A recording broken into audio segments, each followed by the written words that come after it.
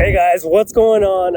I was trying to record a video inside the house, but I just didn't like it. I have to be outside. I have to find a way to go outside, get that sunshine in, because these are the last days of the Canadian sunshine. I am wearing glasses, but I guess it's better without them.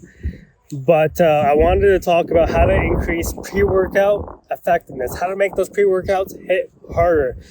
Now, this is assuming that you're taking the proper pre-workouts with the proper dosages.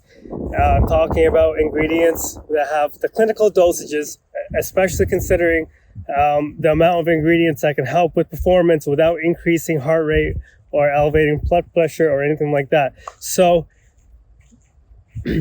hopefully you're using one of the pre-workouts that I recommend, and those kind of pre-workouts have the kind of formulas that you want to set your standards for. So we're talking about pre-workouts with at least 6 grams of pure citrulline. The stimulants are there, the nootropics are there. But anyway, this is more about how to increase the effectiveness of your pre-workouts and why it's not working for you. So the thing with pre-workouts is that they are like a new thing for us. Outside of coffee, which has been around for thousands of years, pre-workouts are kind of new, and they've been around since the 90s. And before that, it was just caffeine, right? So these pre-workouts have a cocktail of stimulants, and they have a thing where you can build tolerance in a quick, short, or like a relatively short amount of time. So taking a pre-workout, at some point you will build tolerance. It's understandable, it's predictable, but there are strategies that you can use to minimize the tolerance and to maximize the energy of pre-workouts, and that's what we want. So walking around the park, just wanted to show this. It's all nice and green and there's no clouds, just rare. But so basically, the first thing is your diet. You need to have a good source of carbs for energy in general. Outside of your proper protein and all this, you need to have some good source of carbs. You don't necessarily need to have it a few hours before you work out. You could have it the day before or even a couple of days before, and your glycogen storage will get filled up from these carbs. So that's why people on diets, they're under a deficit and they feel less energy. And they feel, I have to hold the camera straight here, and they feel less energy and they feel fatigued like all the time. They can't go as hard in the gym. There's no way they can work on those sets where there's no way they can do those sets that they normally could do before going on a diet. So having a good source of carbs. So carbs, there's fast and there's slow and there's medium digesting. We want that slow digesting carb, like oatmeal, if you have it the day before, or rice. Rice is not necessarily not long lasting, but it does fill up the glycogen storage, as to say.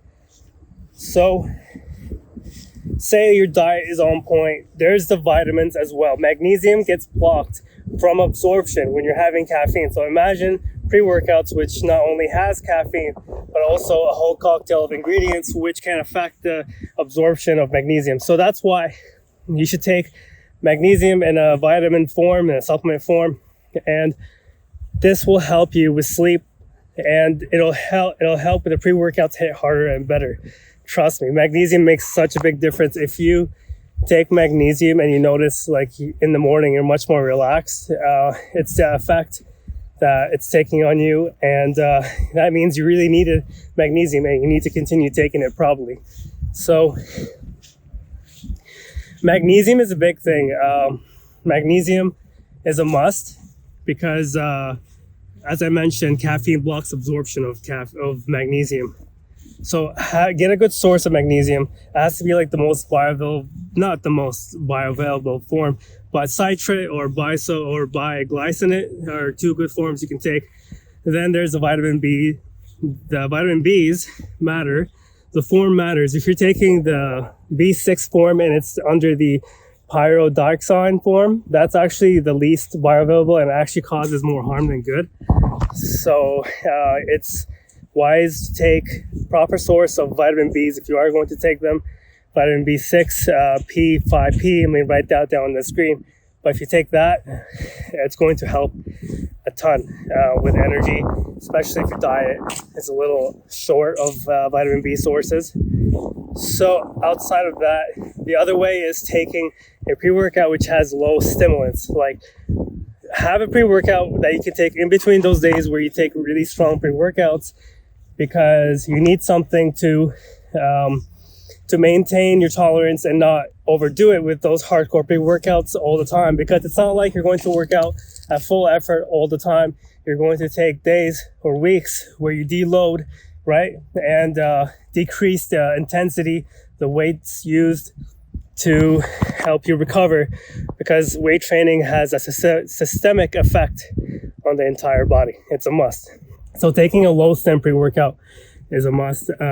I recommend it because you shouldn't be taking those strong pre-workouts. You don't need all that energy all the time. And so the next thing is, you might not have any choice, but you may have to cycle. You may have to not take pre-workouts for a solid week. Up to 4 weeks would be optimal. The best thing you could do is leave them at home and go somewhere, or give them to someone and tell them what you're doing. And that way you won't have easy access to them. You'll have to ask someone, or you have to get it from somewhere. But what I generally do is every few months I go on vacation somewhere, even if it's like to my relative's house. I'll stay there without my pre-workouts. Like, worst thing I'll do, or the thing I'll do is I'll take like one serving. Now maybe I'll take a couple of capsules of fat burners just in case I get headaches, or caffeine pills to help reduce those headaches.